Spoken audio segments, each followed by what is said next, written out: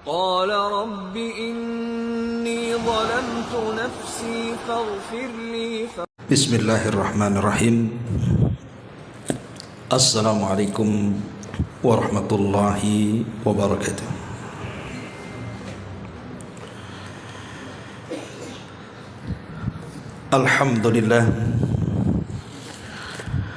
الحمد لله الذي أرسل رسوله بالهدى ودين الحق ليظهره على الدين كله وكفى بالله شهيدا وكفى بالله وكيلا.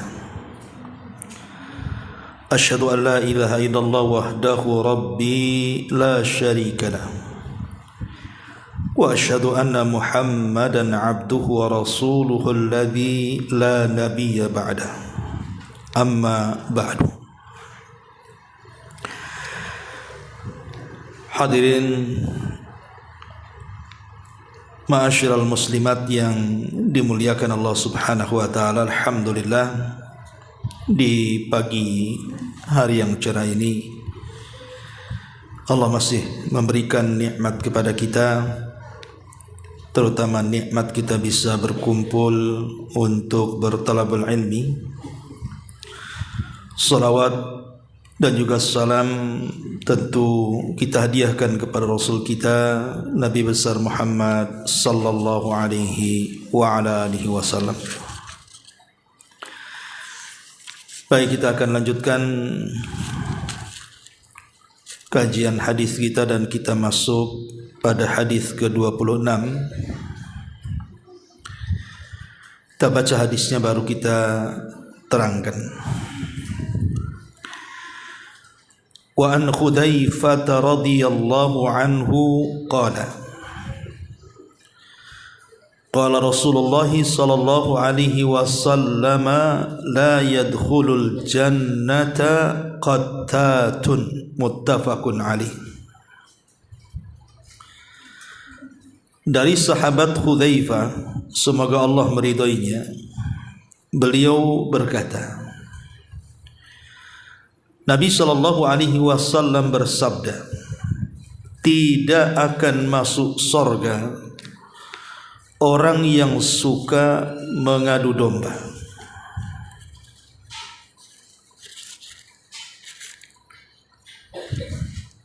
Ma'asyiral muslimat yang dimuliakan Allah Subhanahu wa taala, hadis ini semakna dengan hadis Nabi sallallahu alaihi wasallam, la yadkhulul jannata nammamun, tidak akan masuk surga orang yang suka mengadu domba. Apa sih yang dimaksud dengan qattat atau nammam? Para ulama mengatakan secara bahasa, qattat atau nammam adalah naqlu kalamin nasi ba'dhum ila ba'din li'ifsadi bainahum. Seseorang menukilkan ucapan manusia, sebagian mereka kepada sebagian yang lainnya, dalam rangka merusak hubungan persahabatan. Jadi si A bicara ke si B, atau si A bicara ke si B tentang si C. Kemudian setelah si A bicara tentang si C ke si B ini, kemudian dia mendatangi si C, kemudian bicara tentang si B. Akhirnya antara si B dan si C ini terjadi perkelahian. Itulah yang disebut dengan adu domba. Ma'asyiral muslimat yang dimuliakan Allah Subhanahu wa taala, kalimat la yadkhulul jannah, tidak masuk surga, ini ancaman. Dan kita tahu bahwa secara kaidah dosa yang ada ancamannya, maka dosa itu adalah kabair adz-dzunub, dikategorikan sebagai dosa-dosa besar. Dan perbuatan namam, mengadu domba ini adalah perbuatan yang sangat umum di masyarakat. Bahkan di antara kita terkadang yang sudah sering mengaji juga, banyak sebagian kita yang melakukannya. Karena mengadu domba itu, kata Imam Ibnu Katsir rahimahullahu ta'ala, bukan hanya sekedar kita datang ke si A dan ke si B untuk supaya si A dan si B ini bertengkar, tapi menjadi provokator untuk memprovokasi manusia supaya terjadi permusuhan. Apalagi di tengah-tengah kaum muslimin, itu juga bagian daripada mengadu domba, terutama jelang pilpres, pilek. Itu biasanya banyak tuh orang-orang yang seperti ini. Demi menjatuhkan orang lain, maka dia rela kemudian menjadi provokator atau tukang kompor yang membakar ke sana dan kemari. Ma'asyiral muslimat yang dimuliakan Allah Azza wa Jalla, lah perilaku namimah ini, mengadu domba, sangat bahaya dalam Islam. Lalu apa saja bahayanya? Para ulama mengatakan yang pertama, bahwa orang yang suka mengadu domba adalah seburuk-buruk manusia. Kenapa seburuk-buruk manusia? Karena orang yang suka mengadu domba itu tidak ada kecintaan untuk hidup damai, hidup tenang, hidup nyaman, hidup bahagia, enggak ada tuh. Maunya itu melihat orang bertengkar senang. Nabi SAW mengatakan, syiraru ibadillahi masya'una bin namimah. Seburuk-buruk hamba Allah, kata Rasul, adalah orang yang berjalan kian ke sana dan kemari hanya untuk menjadi kompor supaya orang bertengkar. Qattat atau namim. Lihat bagaimana Nabi SAW melabeli orang yang suka mengadu domba itu seburuk-buruk manusia. Makanya ibu, kalau ada berita yang belum pasti, jangan suka diceritakan. Karena boleh jadi berita yang diceritakan itu isinya mengadu domba. Ini yang pertama. Yang kedua, bahwa namam, orang yang suka mengadu domba itu tukang kompor. Kalau gas yang 5 kilo masih mending. Kalau yang 25 kilo meledak-ledak tuh. Itu bagian daripada perbuatan syaitan. Sebagaimana dinyatakan dalam sebuah hadis yang dikeluarkan Imam Muslim dari hadis Jabir bin Abdullah radhiyallahu anhu.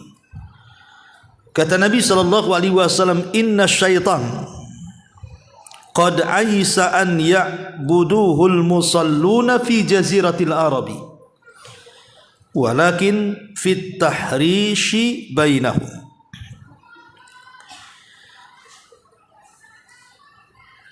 Nabi SAW mengatakan, sesungguhnya setan itu sudah putus asa untuk disembah orang-orang yang melaksanakan salat di negeri Arab. Akan tetapi mereka punya senjata. Apa senjatanya? At-tahrishi bainahum. Setan membuat keretakan di tengah-tengah umat manusia. Di tengah-tengah umat manusia. Bahkan sebagian para ulama mengatakan perbuatan namimah itu justru lebih jahat dibandingkan perbuatan setan itu sendiri. Kenapa demikian? Karena setan itu dia hanya ngasih was-was saja, Bu. Dia datang ke kita itu tidak mungkin kemudian mendorong kita ataupun memegang tangan kita kemudian menyeret orang untuk mengadu domba. Enggak, setan itu hanya ngasih was-was. Tapi orang yang namimah ini bukan ngasih was-was, tapi dia datang langsung ke orangnya, ngobrol langsung ke orangnya. Terkadang kata-katanya sudah disusun. Makanya sebagian para ulama mengatakan bahwa mengadu domba itu lebih jahat dibandingkan amalan setan. Satu hari seorang laki-laki datang kepada Imam Hasan Al-Basri. Kemudian mengatakan, "Ya Imam, inna fulanan yatakallamu fik." Wahai Imam, si fulan saya mendengar langsung dia kayaknya ngomong tak bagus soal kamu.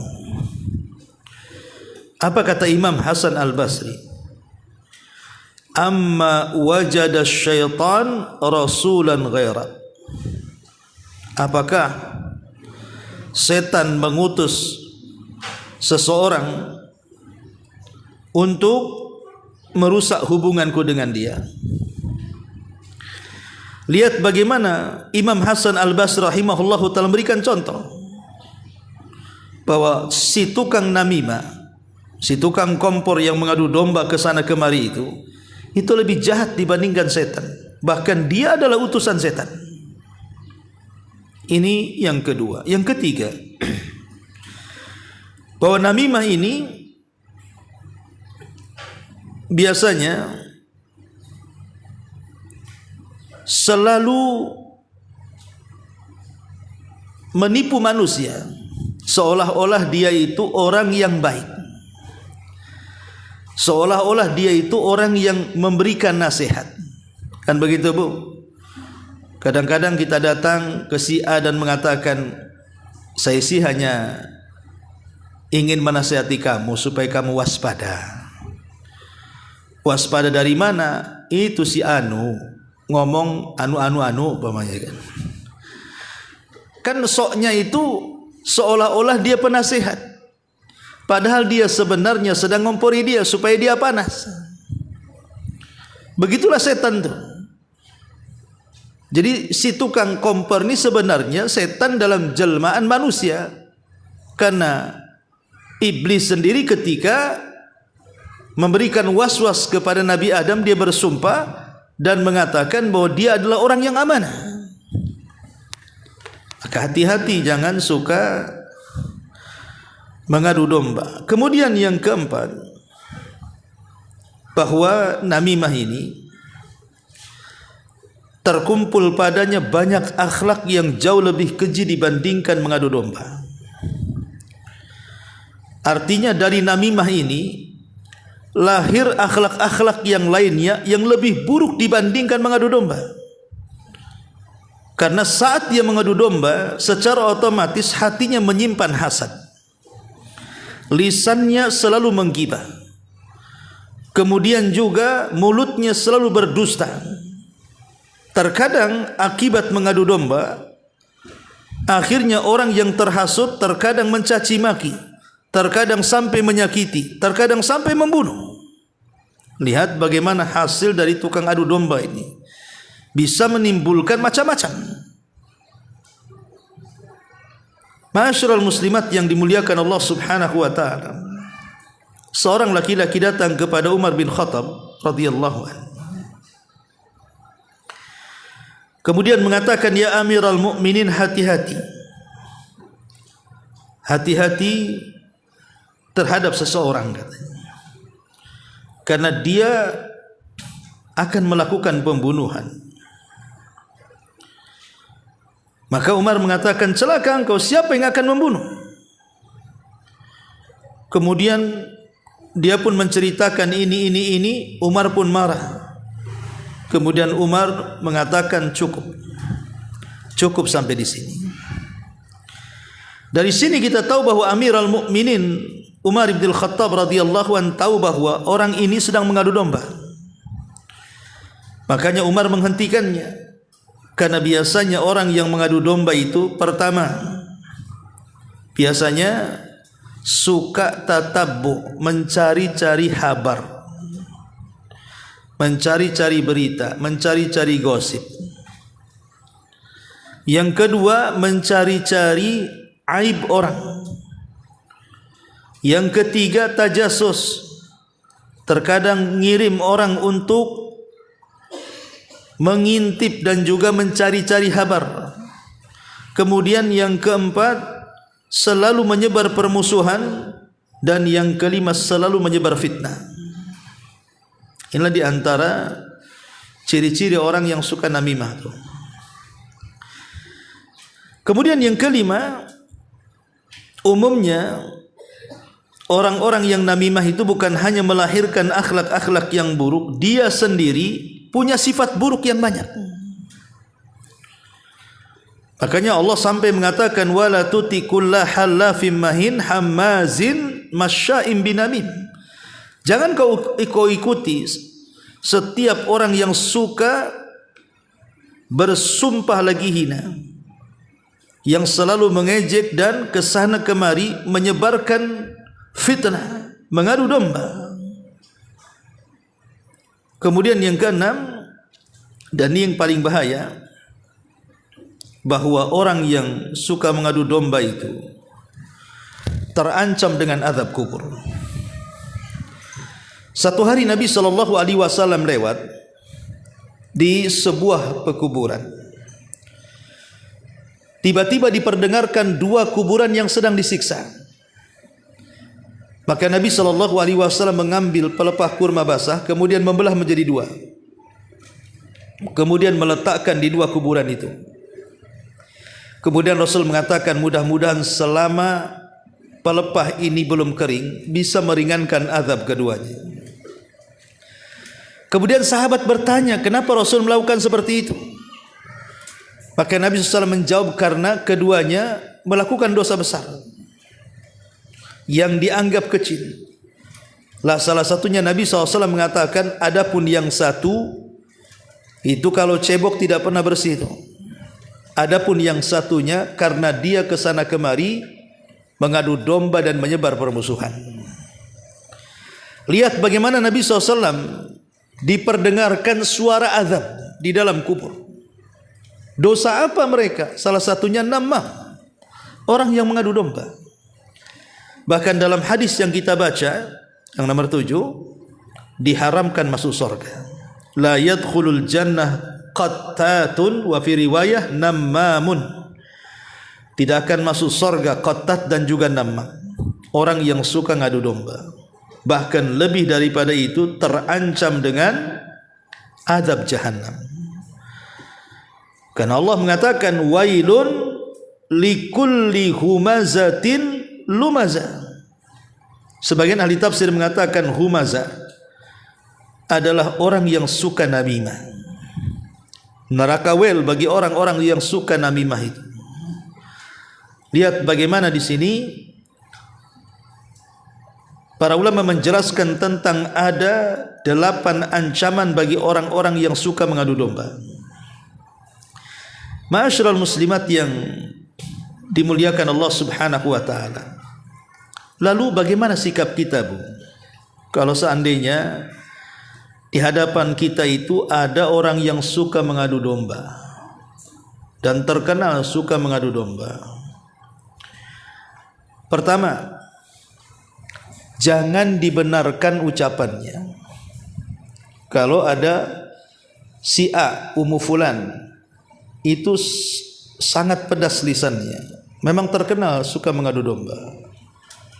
Maka kalau dia menghabarkan sebuah berita tentang saudara kita, jangan pernah dibenarkan, dustakan kata-katanya, supaya jangan terpancing.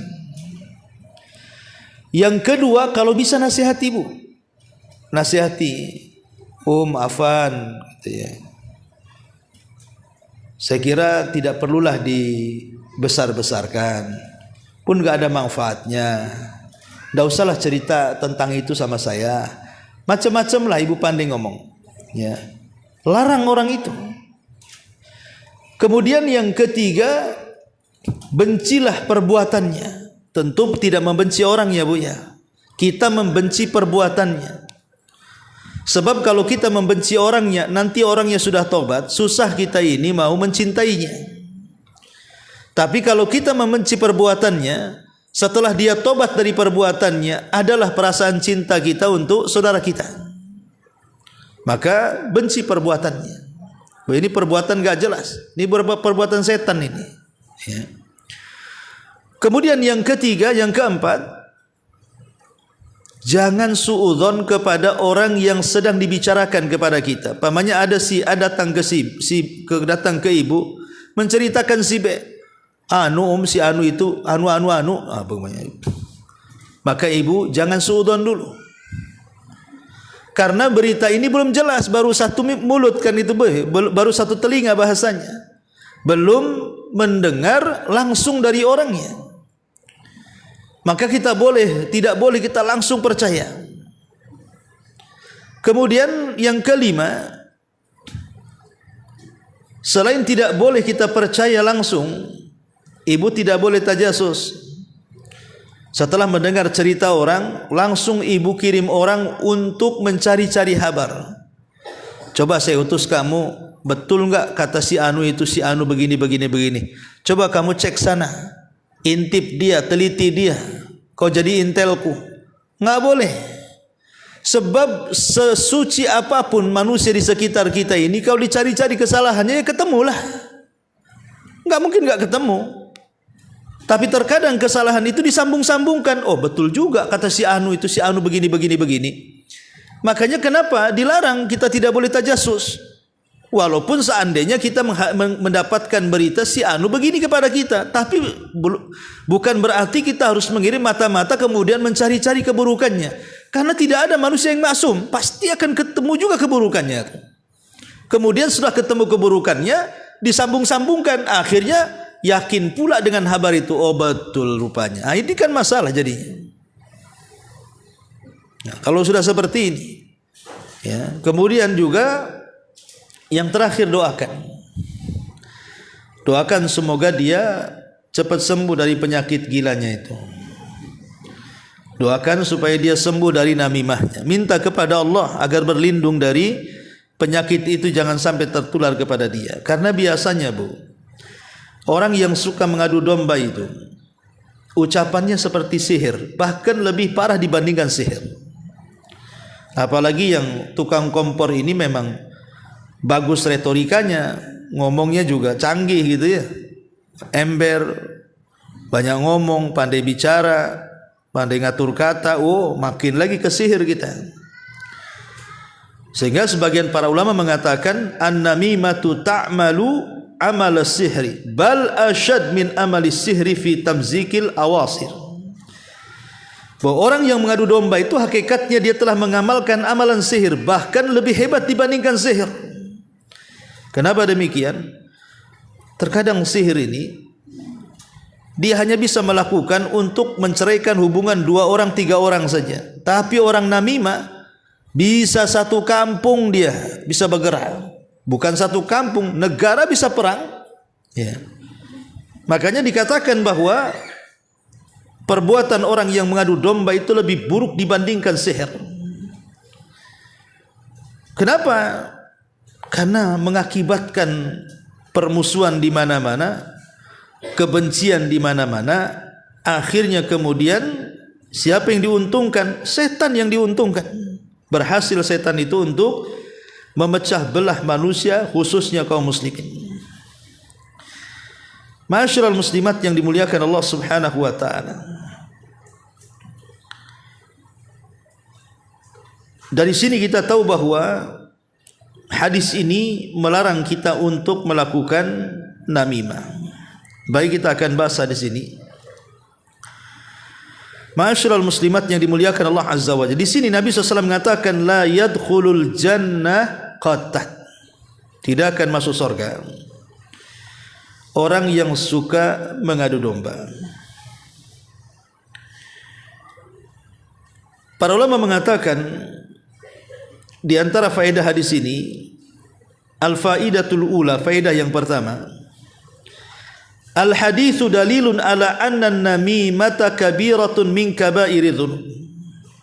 Hadis ini menjadi dalil bahwa namimah, orang yang mengadu domba itu telah masuk pada perbuatan-perbuatan dosa dari dosa-dosa besar. Dalilnya ancaman tidak masuk surga, dan juga ada hadis yang sudah dijelaskan. Nabi SAW mendengar orang yang sedang diazab dalam kuburnya, rupanya dosanya salah satunya adalah mengadu domba.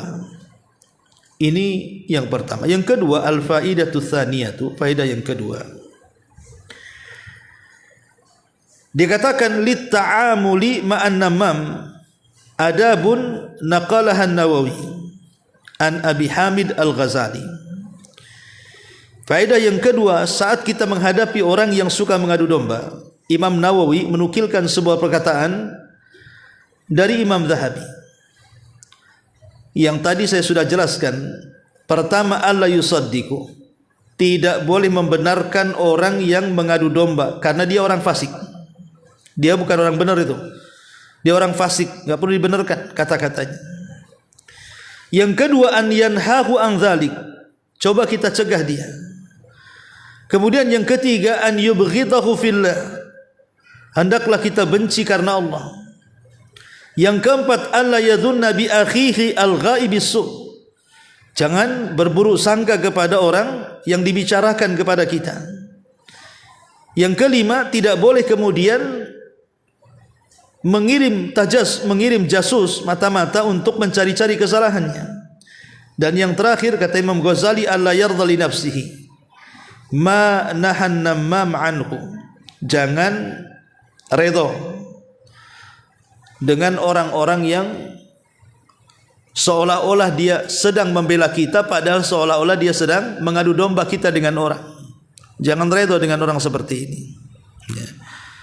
Karena memang inti daripada orang yang namimah itu, yang ketiga di antara faedahnya adalah as-sababu fi intisharin namimati bainan nas iddata umur minha, karena tujuan seseorang menyebarkan namimah itu di tengah-tengah manusia. Pertama, orang ini tidak bermaksud baik, artinya niatnya sudah jahat. Memang ada iradatus su', memang niatnya buruk. Niatnya itu memang untuk menghancurkan, untuk menebarkan kebencian dan permusuhan. Yang kedua, al-farahu bil haudi, memang dia senang dengan perkara-perkara yang tidak ada manfaatnya. Perkara-perkara yang tidak manfaatnya, di antaranya fudul kalam, banyak ngomong, ya. Kemudian juga menghabiskan waktu, ya kan, menghabiskan waktu saja, ngobrol ke sana, ngompori sana, ngobrol ke sini, ngompori sini, kan nggak ada gunanya hidup kayak gini, Bu. Dia menghabiskan waktunya saja itu, menghabiskan umurnya. Kemudian juga bicara banyak ke sana kemari. Akhirnya lahirlah banyak dosa dari namimah, jatuh ke ghibah, jatuh ke dusta, jatuh ke permusuhan, dan begitu seterusnya. Maka dari sini Nabi SAW dengan tegas tidak akan masuk surga, karena bahayanya orang-orang yang suka an-namam, mengadu domba. Ma'asyiral muslimat yang dimuliakan Allah Subhanahu wa taala. Al-Imam Hasan Al-Basri rahimahullahu taala mengatakan, man namma ilaika namma alaika. Siapa yang mengadu domba, maka ada orang lain yang akan mengadu domba Anda. Itu hukum karma namanya. Kalau kita mengadu domba orang, nanti Allah akan kirim orang yang mengadu domba kita. Kama tadi nutudan, sebagaimana kita berbuat sesuatu kepada orang, maka Allah akan berbuat yang sama kepada kita. Maka jangan suka mengadu domba. Man namma ilaika namma alaika, kata Imam Hasan Al-Basri, siapapun yang mengadu domba orang, maka Allah akan kirim orang yang suka mengadu domba dengan kita. Ma'asyiral muslimat yang dimuliakan Allah Azza wa Jalla. Lalu bagaimana caranya, Bu, supaya kita ini tidak mudah mengadu domba? Bagaimana caranya kita selamat, jangan jadi pelaku dan jangan jadi objek juga. Pertama, kalau tidak ingin jadi pelaku, pertama nih, kata para ulama, sibukkan lisan kita dengan zikir. Tidak perlu kita lari sana lari sini untuk mengadu domba. Sibukkan dengan zikir. Karena bagaimanapun ketika seseorang itu menyibukkan dirinya, lisannya, majelisnya dengan zikir kepada Allah Subhanahu wa taala, maka lisan kita lebih terjaga. Tidak mungkin lisan kita diobral untuk mengadu domba. Yang kedua, ambillah hal yang sangat bermanfaat bagi hidup kita itu. Jangan sampai menghabiskan waktu, menghabiskan umur, menghabiskan biaya, tenaga, menghabiskan ucapan gitu, hanya untuk perkara-perkara yang tidak ada manfaatnya. Karena mengadu domba itu tidak ada manfaatnya. Pertama, bahayanya juga orang kalau lisannya mengucapkan sesuatu yang di dalamnya ada kemurkaan kepada Allah Subhanahu wa taala, maka dosa lisan ini yang paling cepat memasukkan kita ke neraka. Bukankah Rasul yang mengatakan seperti itu kepada Mu'adz? Wahai Mu'adz, bukankah kebanyakan manusia masuk neraka jahanam diakibatkan lisan-lisan mereka? Maka jangan sampai gara-gara lisan kita mengadu domba, kita dimasukkan oleh Allah ke dalam neraka. Bahkan Allah Subhanahu wa taala sudah menyiapkan murka dan balasannya kepada kita. Kemudian yang ketiga, cobalah berpikir, Bu. Berpikir sejenak. Bahwa mengadu domba itu merusak hati. Kasihan saudara kita, gara-gara ucapan kita akhirnya mereka bertengkar. Yang tadinya berkawan akhirnya bermusuhan. Yang tadinya tetanggaan akhirnya pindah rumah. Bahkan satu keluarga harus saling memutus silaturahim. Anak musuhan dengan orang tuanya, orang tua musuhan dengan anaknya, istri musuhan dengan suaminya, dan suami musuhan kepada istrinya, dan begitu seterusnya. Kasihan mereka. Ya. Kemudian juga yang keempat, cobalah ingat dengan ayat-ayat dan hadis-hadis. Ancaman bagi orang-orang yang suka namam itu. Supaya kita tidak menjadi orang yang suka namam, mengadu domba. Ya. Kemudian juga yang selanjutnya, ingat bahwa yang kita adu domba itu bukan orang lain. Terkadang mereka saudara kita. Tidak saudara-saudara, mereka saudara seagama. Mana kecintaan kita kepada saudara kita? Bukankah Rasul yang mengatakan la yu'minu ahadukum hatta yuhibba li akhi ma yuhibbu li nafsi? Tidak akan sempurna keimanan seseorang sampai dia mencintai saudaranya seperti mencintai dirinya. Orang yang madu domba itu tidak ada kecintaan kepada saudaranya. Bukankah seorang mukmin itu satu bangunan, menguatkan satu dengan yang lainnya?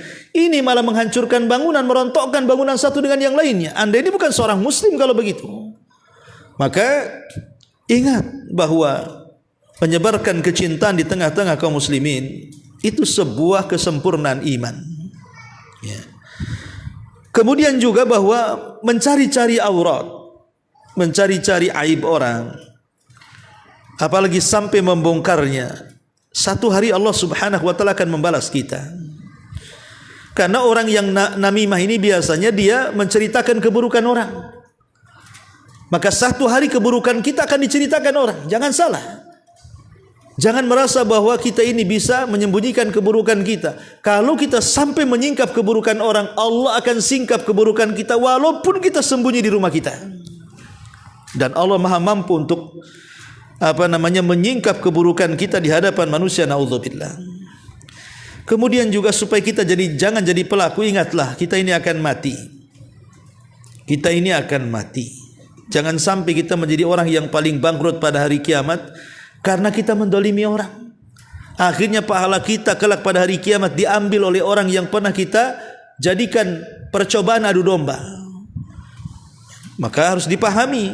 Kemudian berkawanlah kalau bisa dengan orang-orang baikmu. Orang-orang yang tidak suka kompor, tidak suka provokasi, orang yang tidak suka manas-manasi gitu. Berkawan dengan orang-orang yang baik lisannya, baik pergaulannya, tidak suka mengadu domba dan yang semacamnya. Karena ini bisa menjauhkan kita dari perbuatan ini. Cari teman yang baik. Cari teman bicara yang baik. Dan lebih daripada itu, jaga lisan kita. Sekali lagi, jaga lisan kita, hargai lisan kita, Jangan sampai gara-gara lisan kita tidak menginjakkan kedua kaki kita di sorga. Inilah diantara penjelasan tentang namimah. Dan perlu diketahui bahwa secara global namimah itu adalah jalan menuju neraka. Yang kedua, namimah ini sebab terbesar permusuhan di antara manusia. Kemudian yang ketiga, menyakiti dan juga mencelakakan orang lain. Ini sebuah perbuatan keji. Islam melarang, la dharara wala, tidak boleh menyakiti orang. Dan yang keempat, bahwa namimah ini biasanya akan berakhir dengan su'ul khatimah, dengan akhir yang buruk. Kemudian yang kelima, bahwa namimah ini sebenarnya perbuatan setan, merendahkan diri di hadapan setan dan tidak bangga menjadi seorang muslim. Dia lebih suka berdusta, lebih suka menggibah, lebih suka memiliki watak-watak munafik, naudzubillah. Dan yang terakhir, namimah ini bisa menghilangkan rasa cinta dan juga kerinduan sesama kaum muslimin, berubah menjadi sebuah permusuhan, bahkan tak jarang saling menyakiti, bahkan tak jarang saling membunuh di antara mereka. Wallahu alam, ini di antara bahaya orang yang mengadu domba. Baik, sampai di sini kita buat tanya jawab, silakan.